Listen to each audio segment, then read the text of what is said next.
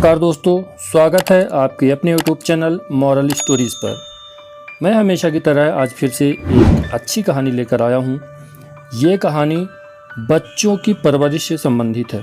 अगर आप बच्चों को अच्छी काबिल बनाना चाहते हैं तो ये कहानी आपके लिए बहुत ही इम्पोर्टेंट होने वाली है।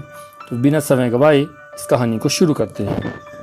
शहर से कुछ दूर पर बसे एक मोहल्ले में रुचिका अपने हस्बैंड के साथ रहती थी।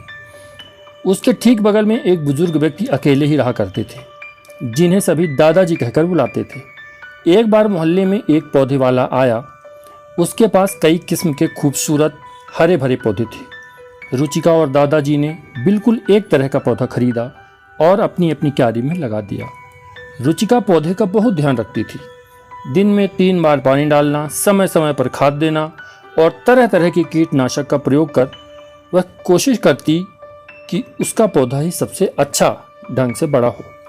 दूसरी तरफ दादाजी भी अपने पौधे का ख्याल रख रहे थे, पर रुचिका की तुलना में वे थोड़े बेपरवाह थे। दिन में बस 1 या 2 बार ही पानी डालते। खाद डालने और कीटनाशक के प्रयोग में भी वे ढीले थे। समय बीता, दोनों पौधे बड़े हुए। रुचिका का पौधा हरा भरा और बेहद खूबसूरत था। दूसरी तरफ दादाजी का पौधा अभी भी अपने सर्वश्रेष्ठ रूप में नहीं आ पाया था। यह देखकर रुचिका मन ही मन पौधों के विषय में अपनी जानकारी और देखभाल करने की लगन को लेकर गर्व महसूस करती थी। फिर एक रात अचानक ही मौसम बिगड़ गया। हवाएं तूफान का रूप लेने लगीं, बादल गरजने लगे और रात भर आंधी तूफान और बारिश का खेल चलता रहा। सुबह जब मौसम शांत हुआ तो रुचिका और दादाजी लगभग एक साथ ही अपने अपने पौधों के पास पहुंचे। पर यह क्या, रुचिका का पौधा जमीन से उखड़ चुका था, जबकि दादाजी का पौधा बस एक और जरा सा झुका भर था। ऐसा क्यों हुआ दादाजी? हम दोनों के पौधे बिल्कुल एक तरह के थे। बल्कि आपसे अधिक तो मैंने अपने पौधे की देखभाल की थी।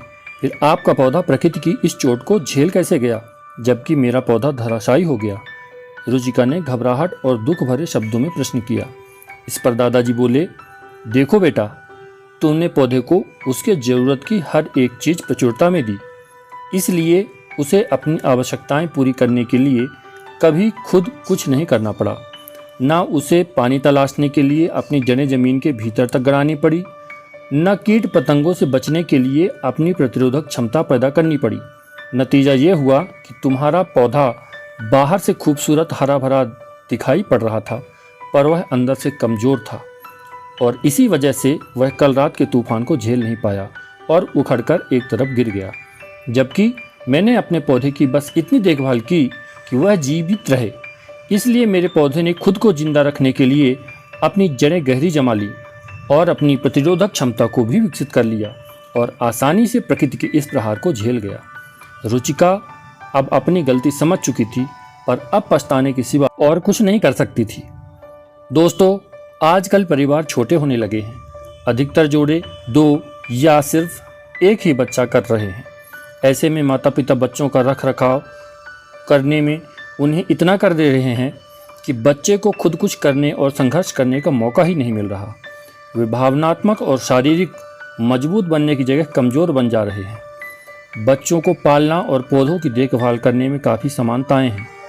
ऐसे ही छोड़ देने पर बच्चे और प्लांट्स दोनों बिगड़ जाते हैं और ज़रूरत से अधिक रखरखाव करने पर वे कमज़ोर हो जाते हैं। इसलिए बतौर अभिभावक ज़रूरी है कि हम एक सही अंतराल के साथ अपने बच्चों को पालें पोसें और सही परवरिश दें, ताकि वे उस पौधे की तरह बने जो मुसीबतों के आने पर गिरे नहीं, बल्कि अपना सीना चौड़ा कर उनका सामना कर सके। दोस्तों, मेरी कहानी और सीख कैसी लगी मुझे कमेंट करके जरूर बताइए। अच्छी लगी हो तो ज़्यादा से ज़्यादा दोस्तों के साथ, अपने फैमिली मेम्बर्स के साथ शेयर कीजिए। मेरे चैनल को सब्सक्राइब कीजिए और बेल आइकन को प्रेस कीजिए। मैं ऐसी कहानियाँ लेकर आता रहता हूँ। धन्यवाद।